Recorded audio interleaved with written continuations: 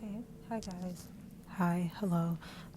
I forgot that I have wired headphones so you guys can hear me better. I don't, I kind of want to get one of those like tiny microphones that you like plug in because I feel like I need something to hold in order for me to, you know, talk better. But, I kind of wanted to talk about, let me find an idea real quick. I should have done this before, but it's whatever.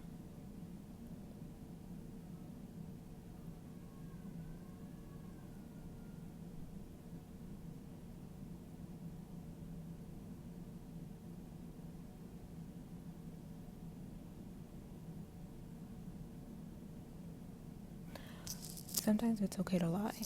Okay. I won't call myself a liar. I would more so say that I lie whenever it's convenient for me, or I lie whenever I don't want to get caught. But I won't call myself a liar. Like, I won't, like, just lie out of nowhere because, there's not really a reason for me to lie. But, like, I definitely lie. Like, I've lied before. I won't lie like in a relationship or something like actually important. It will be like little white lies. Like I feel like those are okay. But in terms of like actual, like I won't lie on like a job application. I won't lie on like school records or anything, or like medical records or anything important like that. Obviously, it's not good to lie about. I don't like people who lie though. Like it's different. Now I sound like a hypocrite. I mean in the sense that I don't like people who like lie for no reason, because sometimes it's like you really don't have to lie. There are some things where it's like you really didn't even have to lie about that. If I ask someone like, oh, what are you eating for dinner, and they're like pizza, but they're eating a salad, why did you lie? It's like, well, that's not a really good example, but like friends lying, that's obviously not good. Boyfriends, girlfriends lying, that's obviously not good. Cheating is obviously not good. Liars, it's just not good to lie, but at the same time, sometimes in certain small instances, you can lie. Just very small instances where it's like lying to a kid where, you know that if you tell them the truth, one, they're not going to understand it, so it's better to lie. Like, oh, if you say the floor is lava when obviously it's not, it's okay to lie about stuff like that, but don't lie like obviously as they're older and obviously as they're growing up, because it just sucks. You're just a terrible parent if you just continuously lie to your kid. Speaking about kids, pause. Some things that I want to do when I have kids, if I have kids, is, and I was telling my sister about this, I never want my daughter specifically to ever feel bad about being black. I've seen TikTok videos of mothers like combing their daughter's hair, like their 4C hair, and saying, oh, she got this nappy, hard to manage hair. Her hair is like a Brillo pad. Like she literally said, like her hair is like a Brillo pad. And her daughter is just like sitting there with such a sad expression on her face. And I just like think to myself, like, if I have a daughter, I never want her to ever feel bad about any part of herself. Her body, her hair, her face, her nose, I don't care what it is. I want my son and daughter to feel beautiful every single day, and I'm going to remind them that they are beautiful, they're handsome, they're gorgeous, they are pretty every single day. Because some parents forget to understand how much, like, how the weight of their words, especially whenever they're raising a child.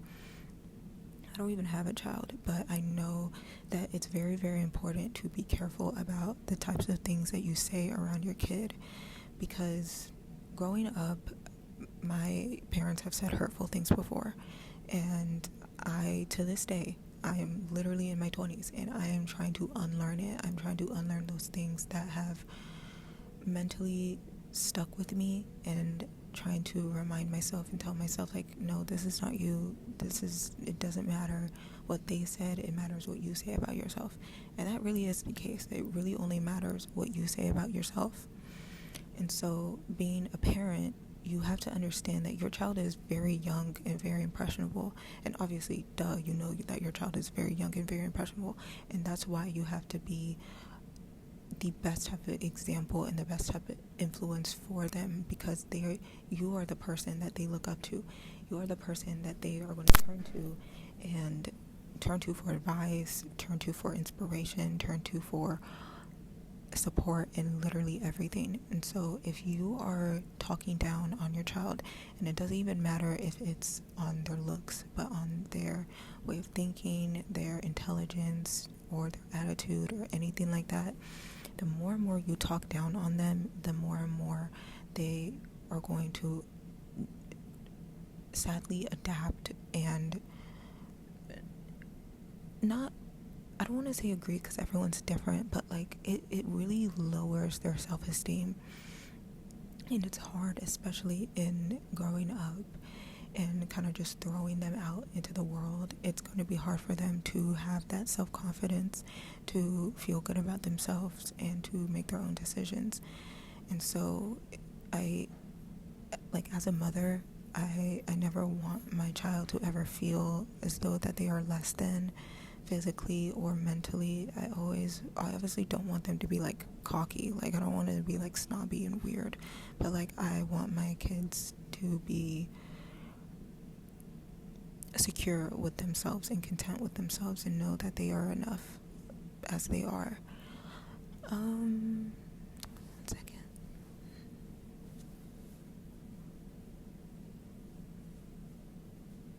Okay. Every single time I'm like filming in a public area, I try to pretend like I'm on a Zoom call or something, so I don't get weird stares or anything. No one's staring. It's just like them passing by, so it doesn't really matter. But other thing that I don't want my children to feel bad about, I don't know why I'm talking about this, but I don't want my kid. Okay, there is a lot of colorism in the Black community. I know, shocker, but I don't want my kid to ever feel like they are ashamed, or I don't want them to ever feel ashamed of their skin color. I don't get it how some Black parents will look at their kid and be like, you're getting too dark, you're too dark, you're too anything, actually. Like, I think that's one of the most hurtful things you can say as a parent, is to be like, my child, oh, she's too dark. And I'm talking about my Black kids right now. Like, do not ever listen to your parent whenever they say that you're too dark, or you're like, I'm saying you're too dark because there's a lot of stigma and colorism when a child is dark skinned, and for some reason they feel as though like they need to lighten their child's skin or something for their daughter or their son to be desirable. And then sometimes even with those Black boys, they grow up and then start to develop their own kind of like self-hatred, or self-hatred that also turns into like colorism against like other like dark-skinned women and stuff. And it's just like, I can get into a whole like spiel about that, but I don't want to. But it's just weird. Like, whenever you look at your child, you should never be thinking to yourself like, they don't look the way that I imagined in my head. I don't know if that makes sense. I don't ever, like, when I give birth to my child, I look at them and I love them. Like, that's kind of how, like, I feel like that's the way it should click. But for some like Black parents, it's like, my child is too dark, or when they start growing up and like around that like age 4 or 5, and they're like playing in the sun, and obviously if you play in the sun too long, you can get darker. and they're like, oh, you're getting too dark. Like, what? Like, what? That's so weird. It's really weird. Other thing that I don't like, that I don't want to do as a parent, is getting mad at my gender reveal. I've never understood that. I don't get how, like, why are you mad? Like, I get it, okay? Like, I have my own preference too. I would like to have a daughter first, but at the same time, I would also like to have a son. I just want to have a kid, okay? If my kid comes out happy and healthy, that is all that matters. Like, being upset that your child is not a son, your first son, or being upset that, oh, you keep like giving birth to daughters or keep giving birth to sons and you just want a daughter,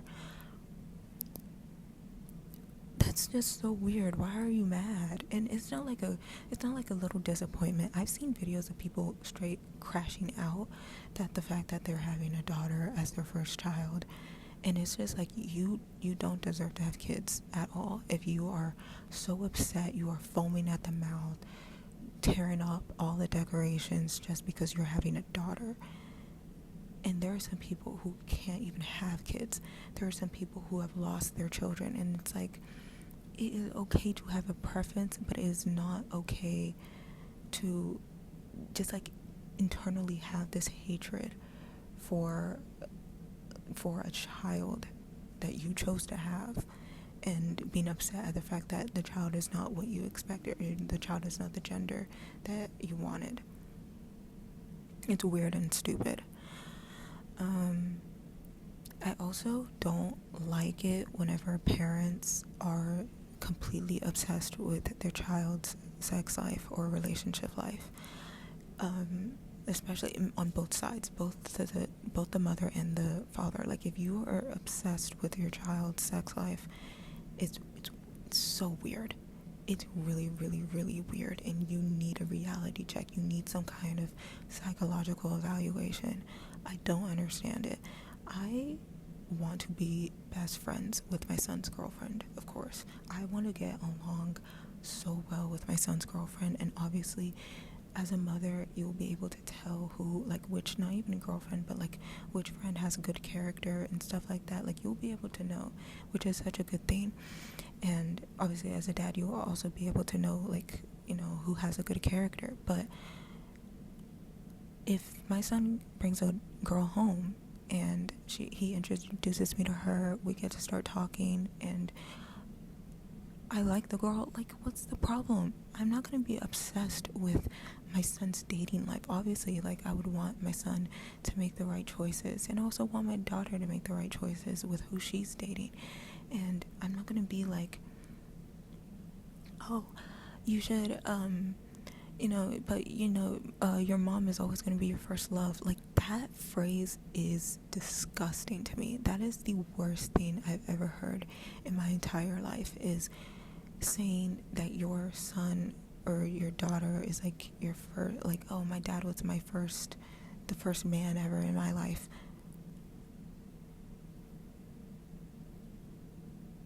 You can't come back from that. You will never hear those words ever come out of my mouth ever again. It's just gross. It's really, really gross. Also, in terms of like college and high school or whatever, this pivoted into something totally different, but it's whatever. I have to burp. Oh, excuse me. Anyways, so in terms of like college, right? I want my son or daughter to do anything that they want. But here's the catch. Yes, there's a catch. You have to go to high school. At the least, you need to go to high school, okay? I'm not even playing games right now. You need to have a high school diploma, alright? Or at the very least, a GED, okay? You are never dropping out of high school. You don't even think about dropping out of high school. That's not even an option. You have to go to high school. But in terms of college, okay, college is something different. I feel as though I want my kids to do something that they are interested in, But at the same time, do not pick a degree that is completely useless or something that you're not going to get a job in. Do something. If you don't have anything that you're interested in, at least do something that you're good at. Because there's a difference between studying, going to college for something you're interested in, and going to college for something you're good at. Because if it's something you're good at, that means you can get a job and you can make money, okay? And I don't want to make it seem like, oh, I'm only doing this, I just want my kids to make a lot of money, blah, blah, blah, blah. That's not it. There's a difference between getting an actual job and like majoring in doing something that is for sure going to get you a job and get you to a point where you can be self-sufficient, and majoring in something that is literally just a hobby, okay? And college, that's why I say college is different, because I believe every degree is useful in its own way. Like, there is a way you can do stuff, but there is just, if you understand what I'm talking about, because of right now is like, we are basically in a recession.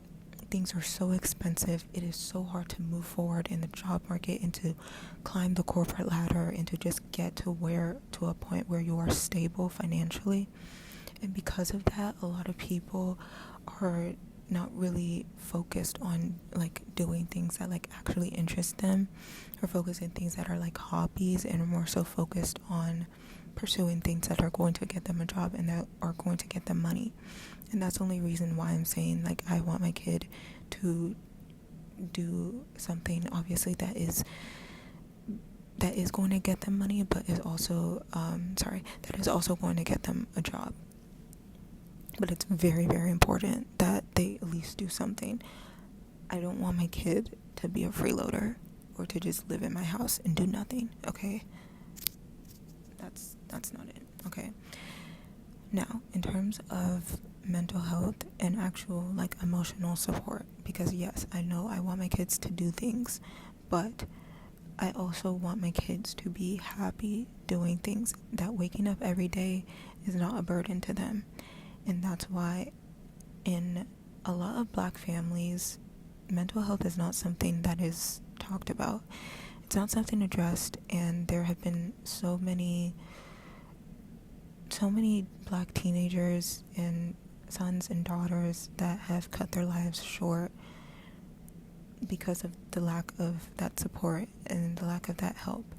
And I don't want to only limit it to just like Black sons and daughters, but also just teens in general, people in general. I just like, every mental health is extremely important and very, very vital.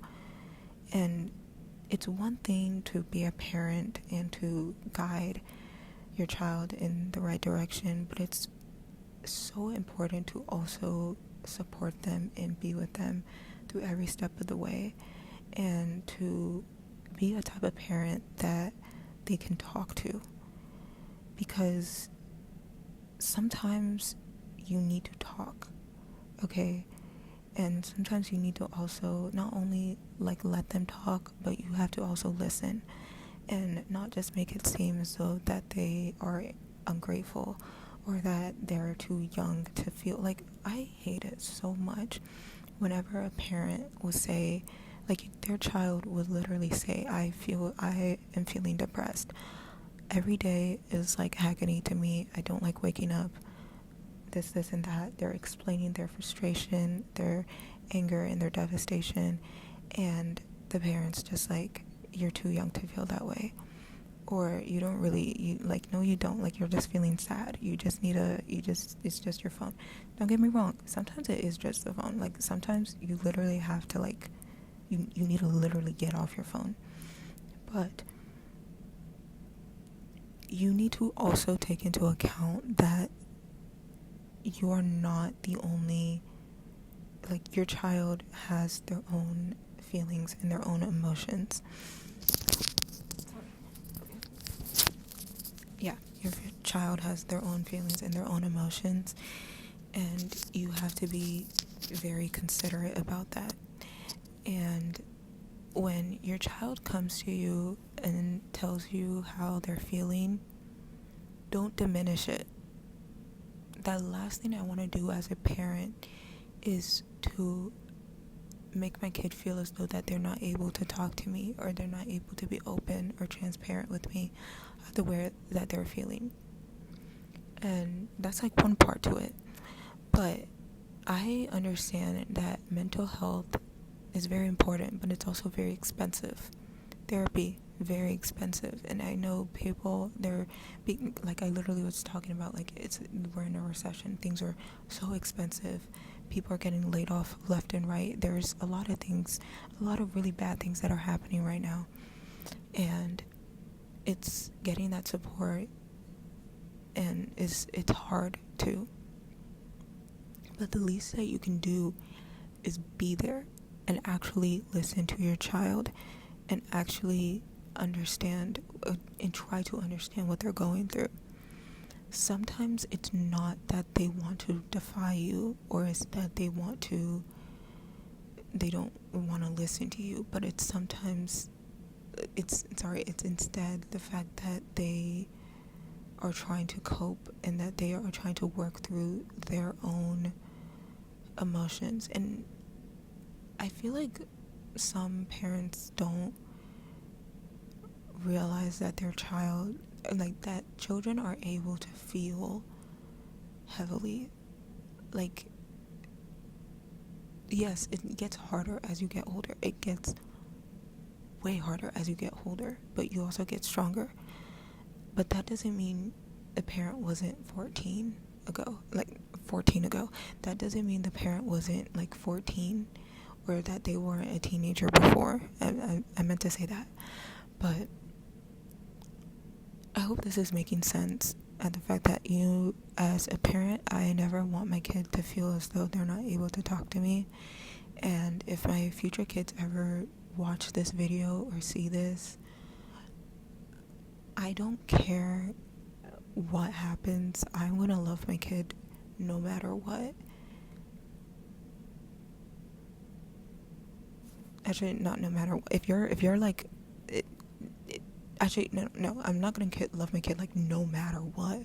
There are some cases, and I think you guys know what I'm talking about, but like, if my kid murders somebody, that's not my kid anymore, obviously. Like, I don't mean it like that, but I mean it. And so, like, I'm gonna love my kids dearly, of course, and I want to give my kids the life that I